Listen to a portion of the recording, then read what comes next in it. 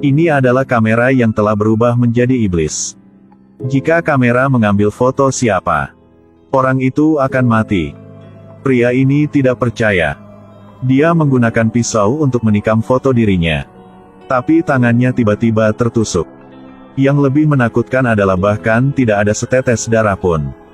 Hanya lubang kecil. Ternyata ada jiwa di dalam kamera ini. Fotografer nafsu sesat memperkosa putrinya. Bahkan menggunakan kamera ini untuk menangkap gambar sensitifnya. Apalagi, sebarkan foto-foto ini. Gadis malang itu tidak tahan diperkosa sehingga dia bunuh diri. Setelah gadis itu meninggal, jiwa tersembunyi di kamera ini untuk kembali dan membalas dendam. Bertahun-tahun kemudian, kamera ini dibeli oleh seorang pria. Dia memberikan kamera ini kepada gadis yang diam-diam dia cintai, Tina. Tina sangat menyukainya. Dia langsung coba mengambil foto pria itu. Maka Tina harus menghadiri pesta. Tapi tepat pada saat ini, hal aneh terjadi. Gambar yang sangat indah tapi ada bayangannya. Dia menggunakan tangannya untuk menyekanya tetapi tidak membersihkannya. Mungkin karena kameranya sudah tua sehingga rusak. Tina juga tidak banyak berpikir. Tapi ada masalah dengan pria itu. Di dalam ruangan bayangan hitam muncul dan langsung membunuhnya. Pada saat ini, Tina pergi ke pesta. Teman dekatnya ingin mengambil gambar. Dia mengeluarkan kameranya dan berinisiatif untuk membantu. Tapi saat dia menekan tombol rana, di belakang mereka muncul bayangan lagi. Tapi ketika melihat ke atas, tidak ada apa-apa. Tina mengira dia pusing dan salah melihatnya. Sarah mengambil kamera dan mengambil beberapa foto dirinya. Efeknya benar-benar tidak buruk. Tapi saat mereka bersenang-senang, mereka membawa Tina untuk diinterogasi. Tapi Tina tidak memiliki poin yang mencurigakan. Tidak punya pilihan selain melepaskannya. Setelah kembali ke rumahnya, kamera masuk dan keluar untuk memeriksa dengan cermat. Dia menemukan bayangan yang tiba-tiba bergerak ke foto Sarah.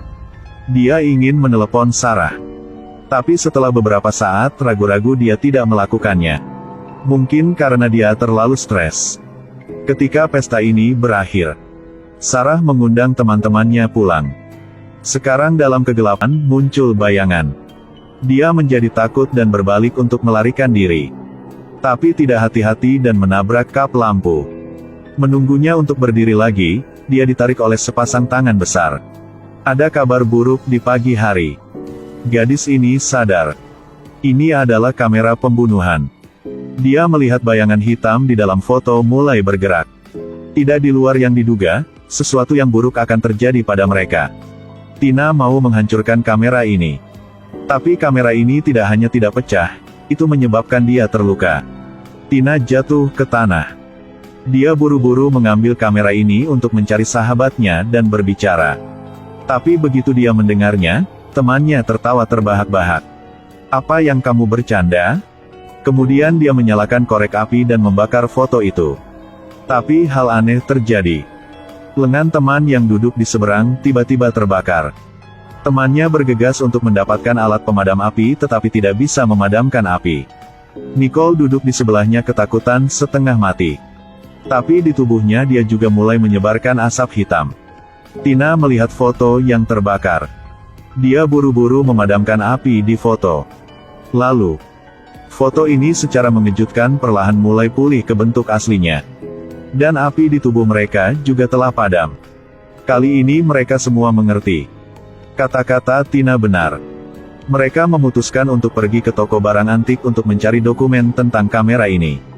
Dan meninggalkan Adam untuk merawat temannya yang terluka. Tina merangkak melewati pipa ventilasi. Tapi begitu dia mendapatkan dokumennya, bayangan hitam tiba-tiba muncul. Itu menjulurkan jari-jarinya yang panjang ke arahnya. Tina mencoba yang terbaik untuk melarikan diri. Dua orang yang duduk di dalam mobil mengerti. Bayangan itu mulai menyerang orang-orang di dalam foto.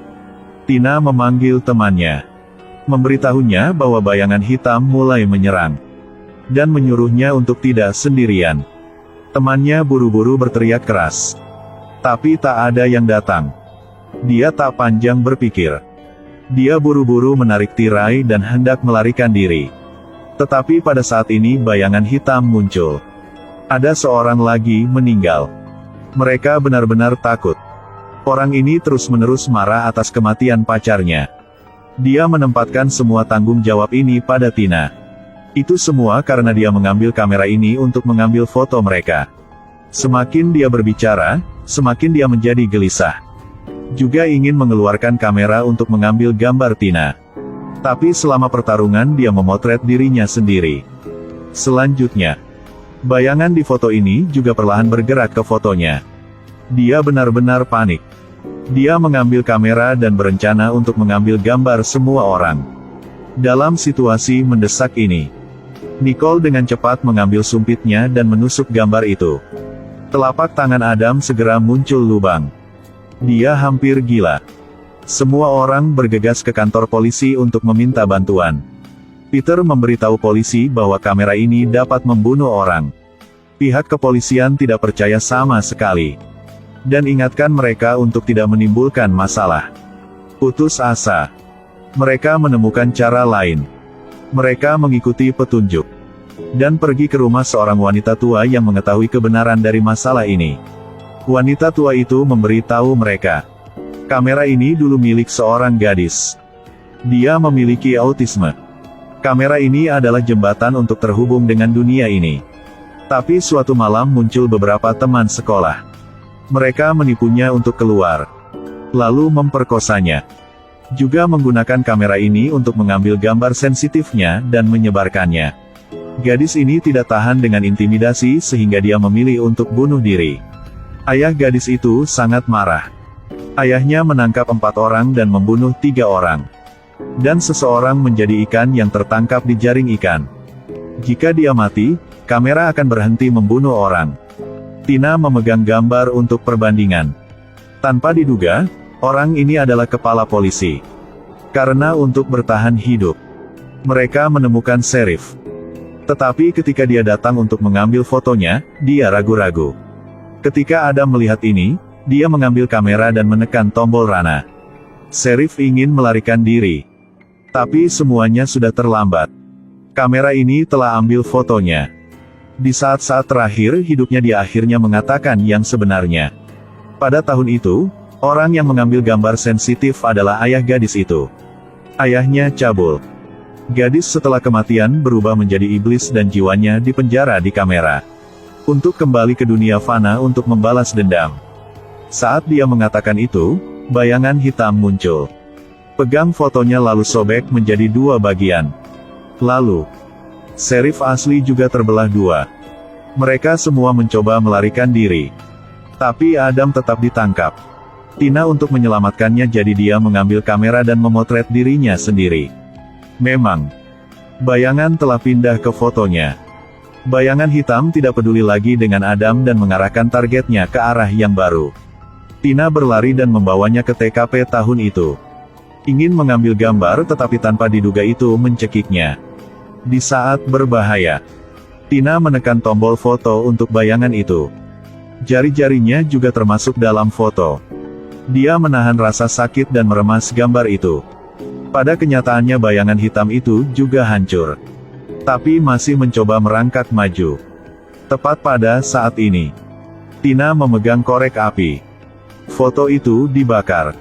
Bayangan hitam dan jari-jarinya telah berubah menjadi abu bersama-sama. Bayangan hitam di foto-foto yang mereka ambil bersama akhirnya menghilang. Tina melemparkan kamera ke dalam air. Kalian menonton review film saya. Jangan lupa klik like ya. Jika tidak, saya juga akan mengambil gambarnya untuk kalian.